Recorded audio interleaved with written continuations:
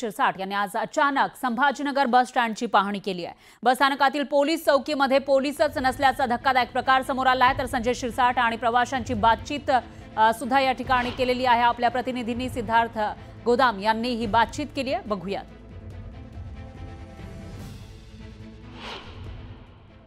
छत्रपती संभाजीनगरचे पालकमंत्री आज अचानक शहराच्या मुख्य बस स्टँडला आले आणि त्यांनी पहिलं चौकीमध्ये आले। तर चौकीमध्ये पोलीसच या ठिकाणी नाही, सुरक्षेची साठी प्रवाशांच्या सुरक्षेसाठी जी पोलीस चौकी आहे ती पोलीस चौकीच जी आहे या ठिकाणी बघतोय आपण अवस्था पोलीस चौकीची। आणि पुण्याची घटना झाल्यानंतर सर्व जण हादरून गेलेले असताना सुद्धा छत्रपती संभाजीनगरच्या पोलीस चौकीमध्ये ही अवस्था आहे।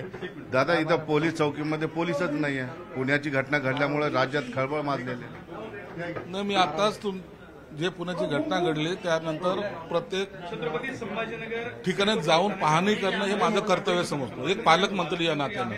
आणि आता पाहिलं तर पोलिसही नाही, बसायला त्याला जागाही नाहीये, डबळा पडलेला आहे, पुढे झाडू पडलेला आहे। ही जी अवस्था आहे अत्यंत वाईट आहे। ही पोलीस चौकी आहे जिथे पोलीस सुरक्षा रक्षक असणं गरजेचं होतं, व्यवस्था असणं गरजेचं होतं। हे बघा, मी आता जे आलो अचानकपणे भेट दिलेली आहे। ही पोलीस चौकी आहे, या ठिकाणी मिनिमम 2 पोलीस असणं गरजेचं आहे। प्रवाशाचा आपसामध्ये भांडण असेल किंवा बसेमुळे काही जर गडबड झाली तर त्यांना पाहणारा कोण आहे, त्यांच्याकडे लक्ष कोण देणार आहे? आणि इथं पाहिलं तर पोलिसालाच बसायला खुर्ची नाहीये।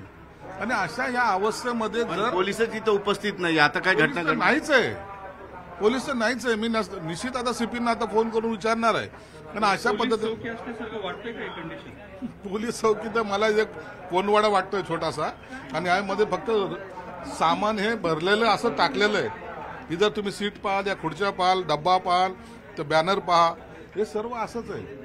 म्हणून मला वाटतं पोलीस आणखी सिरियस झालेले दिसत नाहीत, किंवा इथलचा व्यवस्थापक जे आहेत त्यांनी आतापर्यंत काय काळजी घेतली पाहिजे याची त्यांना जाणीव नसावी।